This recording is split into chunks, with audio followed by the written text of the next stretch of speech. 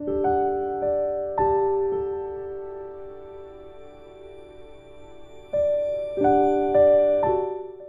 일제 36년에 참으로 치욕스러운 날에 마침점을 찍은 1945년 8월 15일 아니었겠습니까? 하나님께서 친히 그 사랑의 손길로 이 나라를 건져주셨는데 그 은혜와 사랑을 기억하며 감사하며 하나님께 영광을 올리는 광복절 기념 감사 주일이 되겠습니다. 이 자리에 계신 많은 분들은 그날의 감격과 기쁨을 모르겠지요. 저만 해도 한참 뒤에 태어났으니까. 그럼에도 불구하고 이 자리에 계신 분들 중에는 그 광복의 기쁨을 경험하신 분들이 여러 분 계십니다. 그 중에 우리 어르신들, 물론 많은 분들이 몸에 거동이 불편하여 오늘 예배에 참석하지 못했습니다마는 그럼에도 불구하고 그때 어린 이 소녀의 시절로 광복의 날을 맞이한 우리 성도님들 이 자리에 앉아 계세요. 보니까 우리 김순례 권사님이 1940년생이신데 5살 때 맞이한 광복절 기억나시나요? 예, 미소를 지으시는데 그날의 감격, 기쁨이 있었을 것입니다. 그런가 하면 우리 황공영 홀로 장로님은 소위 해방둥이세요.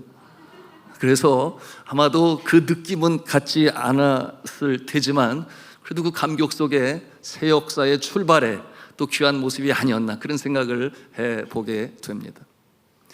여러분, 우리 하나님은 역사의 흥망성쇠를 주장하시는 능력이 많으신 하나님이신 줄로 믿으시기를 바랍니다.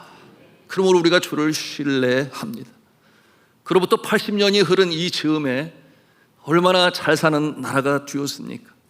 그러나 그 뒤안 길에는 그야말로 가져온 뒷전이요, 목숨을 걸고 이 나라의 광복을 위하여 기도했던 순국 선열들의 모습이 있었음을 우리는 잊지 말아야 하겠습니다. 여러분, 이 세상의 역사는 전쟁의 역사라고 해도 과언이 아니에요. 전쟁사를 기록하면서 세상의 역사가는 한 사람을 강조합니다. 그러므로 사람이 이 전쟁의 영웅으로 등장하게 되죠. 예를 들어서 이 페르시아 제국을 제패하고 그리스 제국을 세운 알렉산더 대왕이라든지, 또는 이 로마 제국을 세워 그야말로 팍스 로마나 공화정으로 새로운 이 정치의 모습으로 등극한 줄리어스 시저, 그런가 하면은 이 중앙아시아뿐만 아니라 유럽까지 그 세력을 떨친 이 몽골의 칭기스칸이라든지, 또는 한때 이 유럽을 제패한 풍운하라고 일컫는 보니파시오 나폴레옹과 같은 이와 같은 이름들, 여러분 학생들까지 그 이름을 잘 기억하고 있어요. 그 전쟁 속의 인물들이 세계의 물꼬를 트고 역사의 새 지평을 열었다, 그렇게 평가하는 모습들이 있습니다. 그러나 성경은 그러지 아니에요. 성경은 이 세상의 흥망성쇠가 하나님의 손에 달려있다. 그러므로 이 역사를 영어로 표현하면 히스토리라고 표현을 하는데, 여러분, 히스토리는 어떠한 의미가 있는가? His story, 그의 이야기다. 이 역사라고 하는 것은 그분의 이야기다. 여러분, 그분이 누구시겠습니까? 여호와 하나님 아버지시지요. 그러므로 역사는 무엇인가?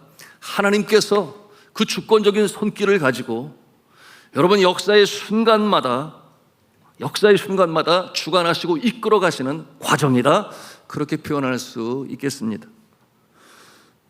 동방의 고요한 아침의 나라라고 일컫는 이 한국 땅에 여러분 역사를 살펴보면 그 외세의 침략들이 얼마나 많았는지 그 수를 헤아릴 수가 없습니다. 수도 헤아릴 수 없이 당하고 또 당하고 또 당하고, 그렇게 당하면서도 여러분 멸망하지 아니한 한국 민족, 여전히 존재하고 있는 한국 민족. 그런데 이 한국 민족의 최악의 상황이 언제였습니까? 그것은 1905년 11월 18일 새벽 2시 소위 을사늑약이 이루어지게 되었고, 그리고 1910년 8월 29일 한일 합병 조약이 이루어졌습니다.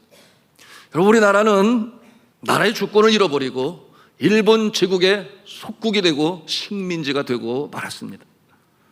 반만년 유구한 역사 속에 그처럼 버텨오던 나라가 이처럼 비참하고 통탄한 일이 일어나게 된 것은 왜 그랬던 것입니까? 나라를 지키지 못한 책임을 통감하고 당시에 여러 사람들이 자결을 하여 그 마음을 표현했습니다. 최초의 자결한 자는 평민이었어요. 돈의 문박 배시성을 가진 평민이 며칠을 통곡하다가 자살했습니다. 그런가 하면 현직 고관인 민영환과 조병세, 전직 고관 홍만식과 송병선, 하급 관료였던 이상철과 이건석 등도 이 통분을 참지 못하고 자결했습니다. 인력거꾼도 순국 대열에 동참하게 되었어요. 그러므로 한일 병합 조약이 있었던 그날로부터 한 달 안에 10명 이상이 이 책임을 다하지 못한 것에 대한 반성과 또한 비통한 마음을 가지고 그렇게 스스로 목숨을 끊었습니다. 그 의분을 가지고 일제에 항거하는 모습이 3.1 운동을 통하여 마치 봇물 터지듯이 그렇게 터져나오게 되었습니다. 그리고 이후에 이제는 무력으로라도 항거를 해야 되겠다. 여러분, 이 임시정부가 수립되게 되었고 독립운동이 본격적으로 시작되었고 그리고 독립전투도 일어나게 되었습니다. 여러분, 그럼에도 불구하고 그 어둠의 날들은 쉽게 가시지를 아니했어요. 젊은이들에게는 내일이 보이지 아니했고 그리고 시인들은 슬픔의 노래를 불러야 했습니다. 우리가 잘 알고 있는 민족 민요라고도 할 수 있겠는데요. 울 밑에선 풍선하야 내 모양이 처량하다. 길고 긴 날 여름철에 아름답게 꽃필 적에 어여쁘신 아가씨들 너를 반겨 놀았도다. 이게 지금 슬픔을 노래하고 있는 것인지 잘 모르겠지만 2절을 통해 우리는 그 내용을 알 수 있죠. 2절은 이러합니다. 언간에 여름 가고 가을 바람 솔솔 불어 아름다운 꽃송이를 모질게도 침노하니 낙화로다 늙어졌다 내 모양이 처량하다. 김영준 시인이 작시한 것을 민족음악가인 홍난파 씨가 곡을 붙여서 이 만든 노래는 국민 모두가 부른 그야말로 나라 잃은 소름과 한이 배어져 나오는 노래가 되었습니다. 그러나 성도 여러분, 우리 하나님께서는 다 보고 계셨습니다. 우리 하나님께서는 다 듣고 계셨습니다. 그러므로 민족한이 담겨있는 이 노래도 하나님은 들으셨고 또한 신사참배를 거부하며 하늘 가는 밝은 길이 내 앞에 있으니 찬송을 부르며 끝까지 굴하지 아니했던 이 주기철 목사님의 그 모습을 하나님께서는 보셨습니다. 학교에서는 모국어를 사용하지 못하게 하고 강제로 일본어로 사용하게 하였으니 문화 말살 정책까지 그들이 실행하게 되었죠. 그런데 하나님께서는 이 예배하는 자들을 위해서 교회를 지키셨는데 내 백성으로 나를 예배하게 하라. 그러므로 교회 안에서는 한국어를 사용하게 하셨어요. 여러분, 이와 같은 모습은 그야말로 그 마음에 담겨진 나라 잃은 소름과 아픔을 마치 이 애굽 땅에서 해방을 위하여 약속의 땅 가나안 땅을 바라보는 그 백성들의 이 탄원처럼 여러분 하나님께 올려지게 되었으니 여러분 그 예배를 통하여 말씀을 듣고 찬송을 하고 기도를 하고 여러분 그와 같은 그 간절한 소원을 들으신 하나님께서 우리 민족의 해방을 주신 것입니다. 여러분, 이와 같은 모습은 10번의 재앙으로 인하여 당시 최대의 강국이었던 애굽의 왕이었던 바로 그를 무력하게 만드신 하나님의 손길이 이처럼 이 땅에도 임하게 되었던 것입니다. 사람들은 생각을 했어요. 우리 민족이 무력으로 일본에 항거하여 이긴다. 여러분, 그들은 과거의 임진왜란의 모습을 생각했는지 모르겠어요. 그래서 저들이 퇴각하여 후퇴하여 나가게 해야 된다. 여러분, 누구라도 그런 마음을 가졌겠지요. 그러므로 국지전이었지만 승리를 이끈 전투도 있어요. 그러므로 홍범도의 봉오동 전투, 김좌진의 청산리 전투가 유명합니다. 그러나 일본 제국이 이 땅에서 철수할 정도의 그 모습으로 그렇게 크게 흔들리지는 아니했어요. 그야말로 역부족이라는 말이 맞습니다. 여러분, 대한민국 임시정부는 당시 충칭에서 중국의 국민당과 미국의 도움을 얻어 1940년 9월 17일 한국 광복군 총사령부가 결성이 되고 1941년 12월 10일에는 제2차 세계대전, 이 태평양 전쟁의 연합군들과 함께 연합하여 대대적으로 일본 제국을 공격하자, 그러므로 선전포고를 발표하기까지도 했습니다. 그리고 본국 탈환 작전을 세우고 전쟁을 본격적으로 하고자 계획을 세웠는데, 그런데 그 계획과는 전혀 상관이 없이 너무나 갑작스럽게 이 대한민국의 해방은 임하게 되었습니다. 일본 제국이 무조건 항복을 하게 되었던 것이죠. 여러분, 이와 같은 갑작스러운 모습은 당시 태평양 이 연합군의 최고 사령관인 메가토 장군도 알지를 못했다고 그랬습니다. 왜냐하면 그때 먼저 이 필리핀 이 탈환 작전에 성공을 한 이 메가토 원수는 이제 일본을 향하여 본토를 침략하고자 계획을 하고 만반의 준비를 하고 있었던 때였기 때문에 이렇게 갑작스럽게 일제가 항복을 하고 백기를 두를 줄은 알지 못했었던 것이죠. 여러분, 역사의 이 주관자가 되신 하나님께서는 이렇게 성경에 손을 얹고 나라를 세워 세계 모든 곳에 축복의 통로가 되기를 선했던 이 아메리칸 합중국, 미 합중국을 통하여, 그리고 연합군을 통하여 이렇게 광복의 날을 맞이하게 했던 것입니다. 아시는 대로 히로시마와 나가사키에 원자폭탄을 투하함으로 말미암아 여러분 깜짝 놀라게 된 이 일본, 특별히 천황은 무조건적인 항복을 하여 이처럼 갑작스럽게 우리나라뿐만 아니라 이 동남아에 있는 여러 나라들이 다시금 자유를 얻게 되었습니다. 여러분, 이와 같은 모습은 어떠한 독립운동을 폄하하려고 하는 것이 아니라 요지는 무엇인가? 역사의 주관자가 되신 여호와 하나님 아버지께서 이 나라의 광복과 해방을 주셨다라고 하는 것입니다. 이것이 바로 오늘 말씀을 통해서 우리가 함께 나누며 또한 따르고자 하는 내용입니다. 여러분, 태평양을 건너온 선교사들에 의하여 이 땅에 복음의 씨앗이 뿌려졌습니다. 그러므로 하나님을 창조주로, 예수님을 구세주로 영접한 자들 중에 얼마나 나라 잃은 소름이 컸겠습니까? 그러면 하나님께 간절히 간청하고 기도했습니다. 여러분, 하나님께서는 그 기도를 들으시고 민족의 해방을 허락하신 것이죠. 자, 오늘 성경 본문의 말씀으로 우리가 함께 들어갑니다. 여러분, 남왕국의 제10대 왕 우시야 왕, 여러분, 이 우시야의 그 이름의 뜻이 무엇인가 하면 여호와는 나의 힘이다, 그 뜻을 가지고 있어요. 그런데 그가 16살의 왕으로 등극을 합니다. 그의 왕자에서의 그 보위 기간이 얼마나 되었는가?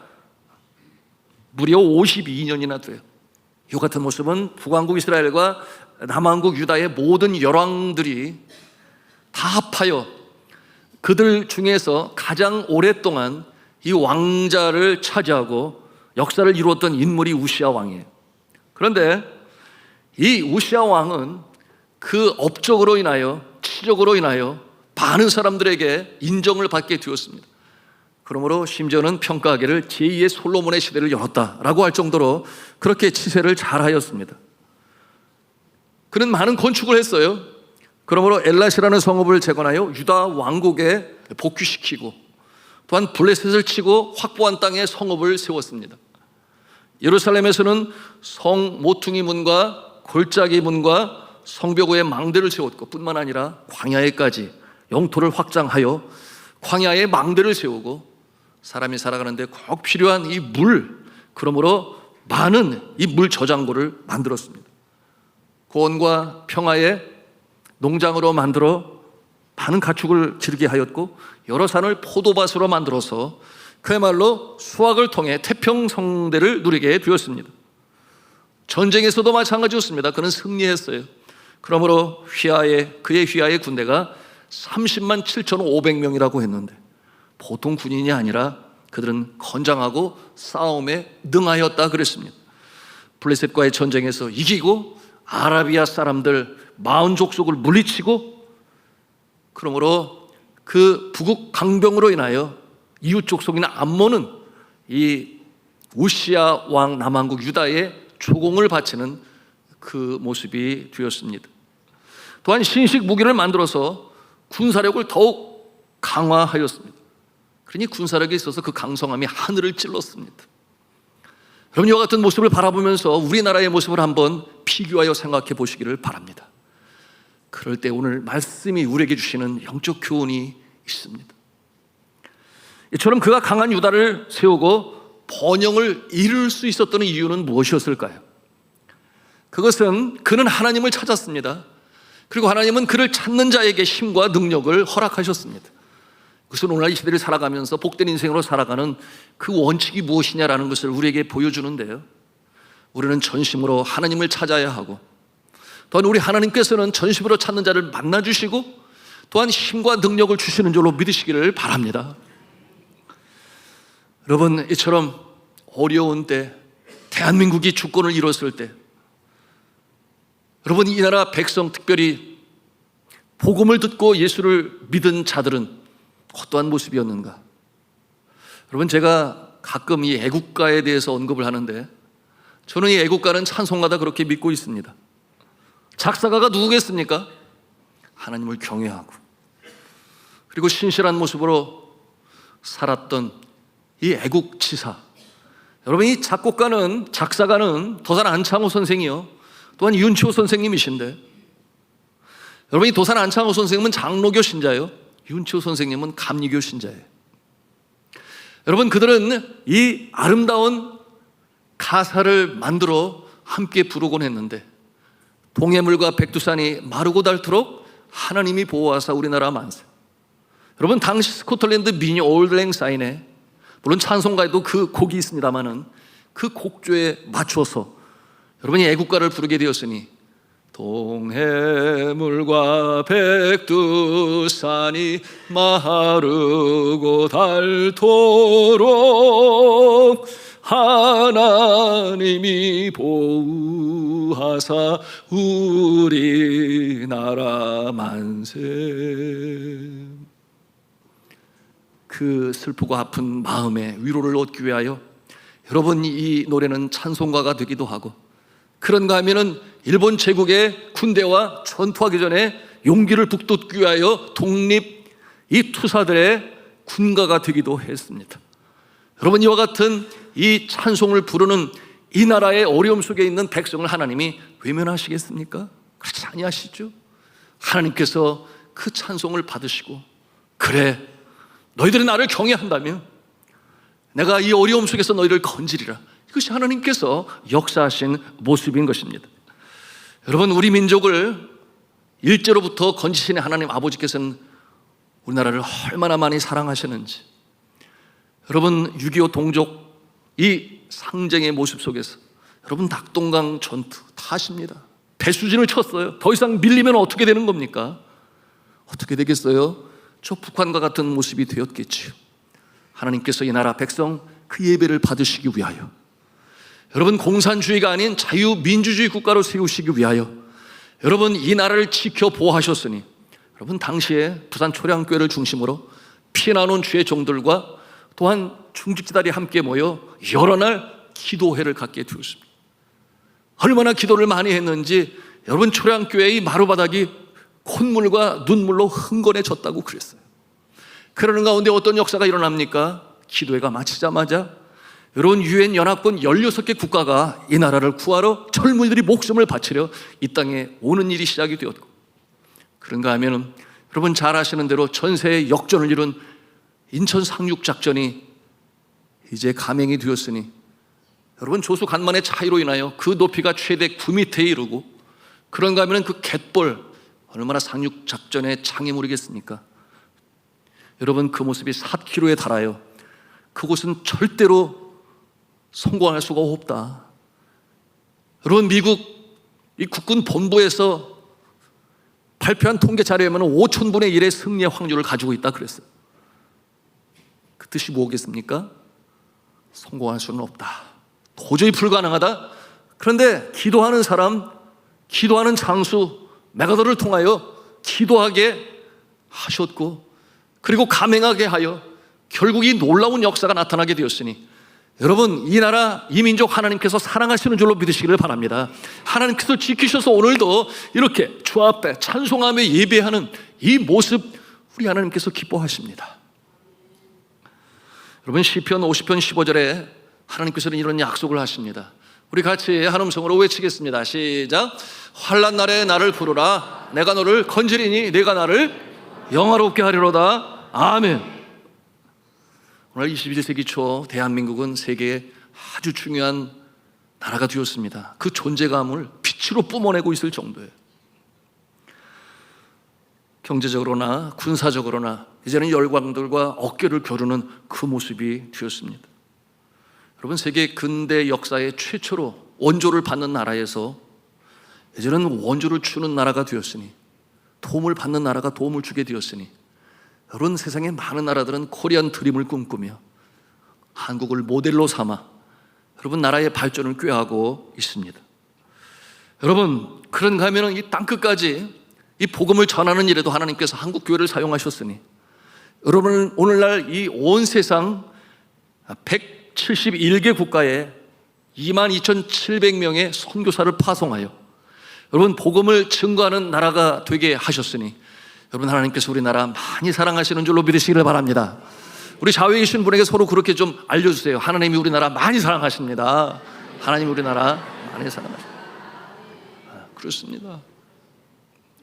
다시 성경으로 돌아와 본문의 말씀 함께 묵상하기를 원하는데요, 그렇다면 이 우시야 왕이 어떻게 그렇게 하나님을 경외함으로 그 나라가 부국 강병을 이루고 그 이름을 주변 나라에 떨칠 수가 있었을까요?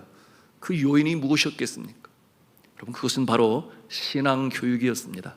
뭐라고 그랬어요? 신앙교육. 그 철저한 신앙교육이 그를 그렇게 만들었으며, 그 모습을 통하여 하나님을 경외하니 하나님께서 복을 주신 것이죠. 여러분, 16살에 그가 왕이 되었다 그랬습니다. 아주 연소한 나이죠.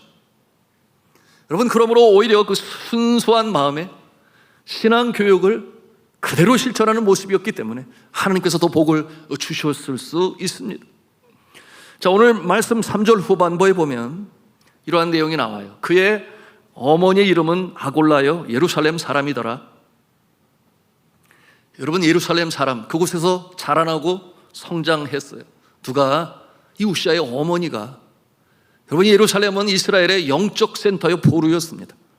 그러므로 하나님을 어떻게 사랑하는지 제사를 통하여, 예배를 통하여, 또한 어머니의 그 모습, 마음을 다하고 뜻을 다하고 목숨을 다하고 하나님 사랑하는 모습을 바라보며 또한 훈련을 받으며 그렇게 성장한 우시야 아니었겠습니까? 여러분, 뿐만이 아니었죠. 여러분, 그의 아버지의 영향을 받게 되니 여러분, 여호와 보시기에 정직하게 행하였다 그랬는데 그의 아버지의 영향이었죠. 우리 4절 말씀을 같이 보도록 합니다. 시작. 우시아가 그의 아버지 아마샤의 모든 행위대로 여호와 보시기에 정직하게 행하며.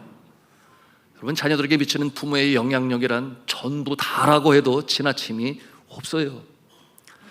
부모는 자녀에게 유산을 물려줍니다. 이 유산은 두 가지가 있는데, 하나는 눈에 보이는 유산이요, 또 한 가지는 눈에 보이지 않는 유산입니다. 여러분, 눈에 보이는 유산은 물질이라고 말할 수 있겠죠. 여러분, 눈에 보이지 않는 유산은 영적인 유산입니다. 여러분, 이 물질적인 유산은 언제 주는가? 보통 이 세상 떠나기 전에 두고 가는 자녀들 사랑하는 마음으로 남겨주지요. 근데 영적 유산은 언제 주는가? 여러분, 영적 유산은 내가 떠날 때 유언으로 남기는 것이 아니에요. 여러분, 영적 유산은 언제 물려주는가? 하나님께서 여러분 이 잉태하게 하셨을 때 태중에 아가가 있을 그때로부터 영적 유산은 물려주는 것입니다. 이게 무슨 말이겠어요? 태아가 뱃속에 있을 때 어머니의 찬송 소리를 들으면서 또한 아버지의 기도 소리를 들으면서 여러분, 그처럼 영적 유산은 이미 물려주고 있는 것입니다.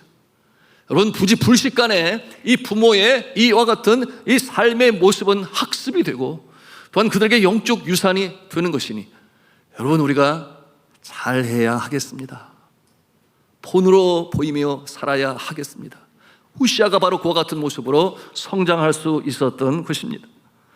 자, 그런가 하면 그 다음으로는 이 우시아는 부모뿐만 아니라 그에게는 가까이 영적 스승이 있었음을 우리가 볼 수 있어요. 스승으로부터 신앙교육을 받습니다. 우리 5절 말씀을 같이 한 음성으로 읽겠습니다. 시작. 하나님의 묵시를 밝히 아는 스가랴가 사는 날에 하나님을 찾았다. 그가 여호와를 찾을 동안에는 하나님이 형통하게 하셨더라. 아멘. 그가 하나님을 찾는 동안에는 하나님께서 형통하게 하셨다.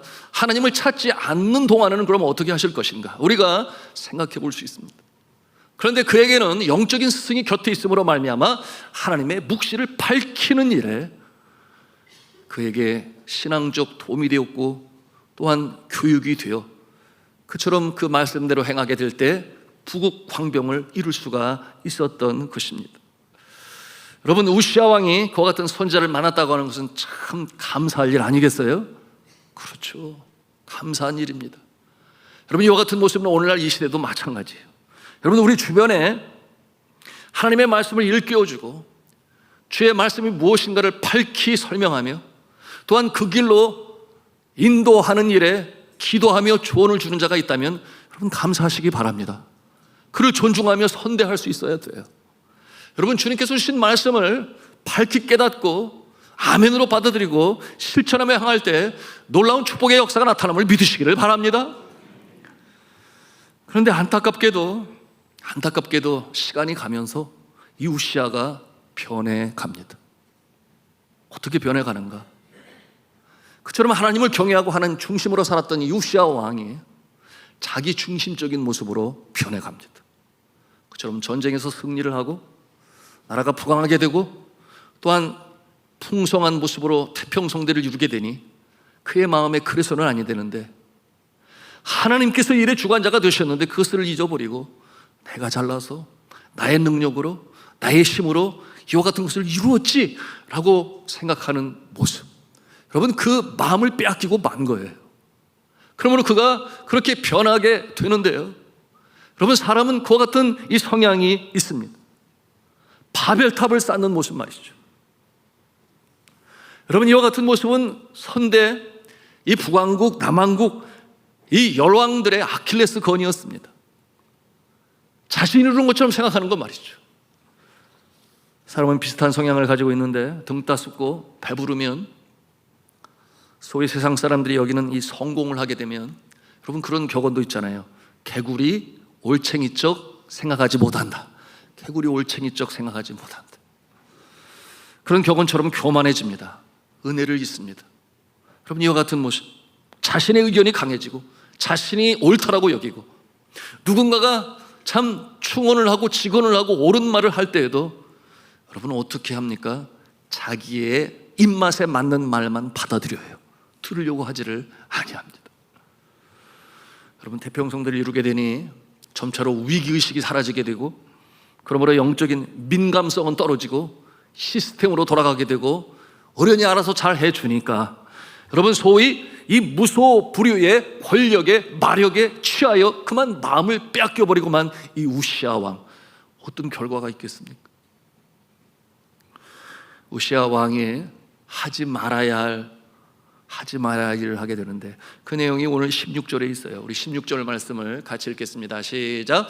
그가 강성하여짐에 그의 마음이 교만하여 악을 행하여 그의 하나님 여호와께 범죄하되 곧 여호와의 성전에 들어가서 향단에 분향하려 한지라. 그의 마음이 교만해졌다고 그랬어요. 악을 행하였다고 그랬어요. 근데 그 모습은 하나님 앞에 범죄라고 그렇게 기록하고 있습니다. 여러분, 이처럼 하나님 앞에 범죄한 모습, 침범해서는 아니 되는 이 제사장의 이 권한을 그가 넘봅니다. 그리고 제사장이 해야 할 일을 왕인 그가 행하려고 합니다. 성전 제사장만 들어가는 그 성전 성소에 감히 그가 들어가서 분향을 하려고 합니다. 이 같은 모습은 잘못된 모습이에요. 그런데 그 같은 모습을 바라보면서 이 용맹한 제사장 아사랴가 그에게 직언을 합니다. 뭐라고 직언을 하는가? 26장 18절에 있는 내용인데요, 제가 읽도록 합니다. 여호와께 분향하는 일은 왕이 할 바가 아니요 오직 분향하기 위하여 구별함을 받은 아론의 자손 제사장들이 할 바니 성소에서 나가소서 왕이 범죄하였으니 하나님 여호와에게서 영광을 얻지 못하리이다. 여러분 직언을 해요. 여러분 대제사장이 이렇게 충언을 할 때 돌이켰어야 하지요. 자신이 무엇을 잘못했는지를 깨닫고 다시 겸손한 자세로 돌아갔어야 했지요. 그런데 그러지 아니합니다. 여러분 그는 하나님께서 왜 영역 주권을 만드셔서 그렇게 한 사람에게 모든 권한을 주시지 아니하셨는지에 대해서 그는 그 감각을 잃어버리고 만 것입니다. 여러분 하나님께서는 한 사람에게 모든 권한을 주시지 아니하십니다. 여러분 그와 같은 모습은 하나님께서 세우신 왕 그리고 선지자, 제사장 셋 다 기름을 부어서 세워요. 그런데 왕은 왕의 역할과 권한이 있고 제사장은 제사장의 역할과 권한이 있으며 선지자는 선지자의 역할과 권한이 있습니다. 그러므로 서로 견제하기도 하며 서로 협력을 하면서 나라의 질서를 이루어가고 동시에 그 모두는 하나님을 경외하며 섬기는 모습이 되어야 했습니다. 근데 왕이 그러지 못한 거예요. 구분을 하지 못했습니다. 여러분 이와 같은 모습은 오늘날 민주주의 국가를 세움에 있어서도 마찬가지 아니겠습니까? 여러분 이 시대의 정치의 시스템의 가장 최고의 모습은 민주주의다, 자유민주주의다. 여러분 이 민주주의의 꽃이라고 한다면 삼권 분립이겠죠. 그래서 행정부와 입법부와 사법부를 나누고 피차 견제하며 때로는 협력하며 그럴 때 나라의 질서가 세워져 나가게 되는 것인데, 만일에 오늘 우시아 왕처럼 여러분 이 한 부가 두 부를 장악하여 하나로 만든다고 한다면 어떻게 되는 것입니까? 그것은 그야말로 공산주의가 지향하는 일당의 모습이요. 여러분 그와 같은 모습은 자칫 독재로 발전할 수 있으며, 여러분 그와 같은 모습은 그들의 이상처럼 꿈처럼 과연 이 땅에 유토피아를 만들어갈 수 있는가? 여러분 우리가 질문해 볼 때 아니라는 것을 금방 알지 않습니까? 여러분 이와 같은 모습을 바라보는 이 용맹한 제사장 아사랴가 이 권력의 눈이 먼 우시아에게 직언을 해요. 그런데 여러분 우시아가 들으려고 하지를 않습니다. 그 결과는 너무나 비참하죠. 자, 오늘 말씀 우리 같이 19절의 말씀 되겠는데요, 같이 읽도록 하겠습니다. 시작. 우시아가 손으로 향로를 잡고 분향하려 하다가 화를 내니 그가 제사장에게 화를 낼 때 여호와의 전 안 향단 곁 제사장들 앞에서 그의 이마에 나병이 생긴지라. 여러분 하나님께서 살아계셨기 때문에 이와 같은 일이 나타나게 됐죠. 그의 이마에 나병이 생긴지라. 여러분 이 나병이 얼마나 급하게 진전이 되었는지 알아볼 정도가 되었다 그랬습니다. 하나님께서 치신 것이라고 그렇게 말씀하고 있어요. 이어지는 말씀의 내용이 이러합니다. 26장 20절인데 제가 읽습니다. 대제사장 아사랴와 모든 제사장이 왕의 이마에 나병이 생겼음을 보고 성전에서 급히 쫓아내고 여호와께서 치심으로 왕도 속히 나가니라. 여러분 하나님께서 치시고 그 결과로 말미암아 23절의 내용이 그는 죽는 날까지 나병 환자가 되었고 저주받은 병이라 여기게 되니 여호와의 전에서 끊어져 별궁에 살게 되었고 그리고 그의 아들 요담이 왕궁을 관리하며 백성을 다스렸다. 그렇게 기록하고 있습니다. 여러분 이 나라 이 민족 대한민국도 마찬가지예요. 오늘 우리가 우시아 왕의 인생을 보면서 배우는 영적 교훈이 바로 여기에 있습니다. 우리가 가장 어려운 때 하나님께서 건져주셨습니다. 우리의 능력으로 그 일을 이룰 수가 없었어요. 나라의 주권을 빼앗기고 내일이 보이지 않던 그 참담한 그 어둠의 때에 태평양 전쟁을 통하여 일본 제국이 항복하게 하심으로 말미암아 제2의 이스라엘 백성들처럼 바벨론 포로에서 여러분 자신의 고국을 그리워하며 성전 예배를 사모하며 그들이 눈물을 흘렸다 그랬습니다. 여러분 그들이 어떻게 다시금 이 자유를 갖고 자신의 땅으로 돌아와 이 재건을 시작하는가? 자신들의 힘과 능력 그 이전에 여러분 이 바벨론 왕국을 제패하고 다시금 서게 된 이 페르시아 왕국의 고레스 왕이 그처럼 포로로 잡혀온 자들을 다시금 돌려보내며 심지어 이 이스라엘 백성들은 예루살렘의 성전을 재건하라 그렇게 도움을 줍니다. 여러분 이와 같은 모습으로 말미암아 이 이스라엘은 다시금 재건의 이 기쁨과 또 역사를 이뤄나가게 되었습니다. 다를 바가 없어요. 하나님께서 대한민국을 사랑하시기 때문에 그렇게 건져내시고 새 역사를 이루게 하셔서 세계 열방의 그 존재감을 그리고 이바지하는 모습으로 세워주셨습니다. 광복의 날로부터 오늘에 이르기까지 80년의 세월이 흘렀습니다. 하나님께서 이 나라가 얼마나 복을 주시는지 한강의 기적을 이루셔서 경제적인 대국이 되게 하셨고, 또한 군사 강국으로, 방산 산업으로, IT 강국으로, 또한 이 문화 콘텐츠로 세계의 젊은이들을 깜짝 놀라게 하는 코 같은 모습으로 번성하게 하셨습니다. 여러분, 그러면 감사해야 하지 않겠습니까? 감사함으로 나가야 되지 않겠습니까? 하나님을 경외하는 자들이 점점 많아져 가고 있어요.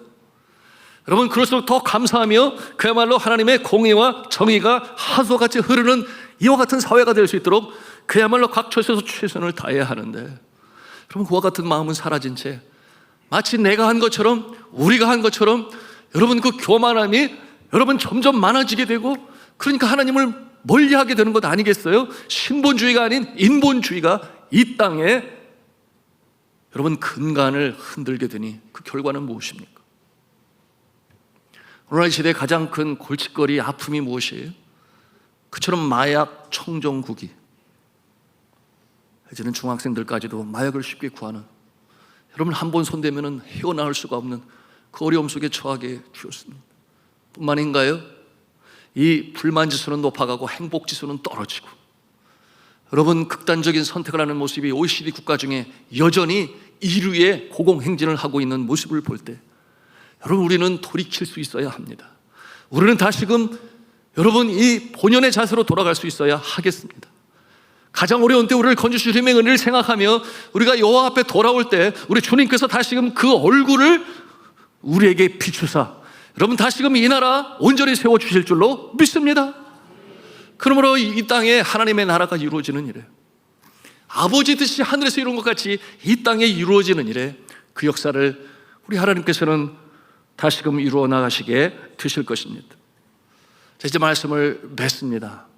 광복절 80년을 맞이하면서 여러분 우리 자신의 모습을 돌이켜볼 때 하나님의 은혜는 이렇게 크고 놀랍구나. 부지깽이만도 못한 나라를 잃어버린 그 어려운 상황 가운데서 우리를 건져주시고, 또 6.25 동란의 가운데서도 예배하는 나라로 만드시기 위하여 그처럼 저 공산화되는 일에 막아주셨던 그 하나님께서는 이제는 세계 열광과 어깨를 겨루는 그 모습으로 세우셨는데, 하나님의 은혜다, 하나님이 도우셨다. 그러므로 우리는 각자 맡은 처소에서 하나님을 경외하고, 또한 가정으로, 일터로, 생업의 현장, 사회로 파송받은 선교사의 모습을 가지고 여러분 하나님의 나라를 이뤄가는 일에 힘차게 전진해 나가시며, 또한 수고하시며 땀을 흘릴 때 여러분 하나님이 예비하신 하늘의 신령한 내 땅의 기름진 복으로 전진해 나아가시는 대한민국이요, 또한 우리 믿음의 사람들 바로 저와 여러분 다 되시기를 주님의 이름으로 축원합니다.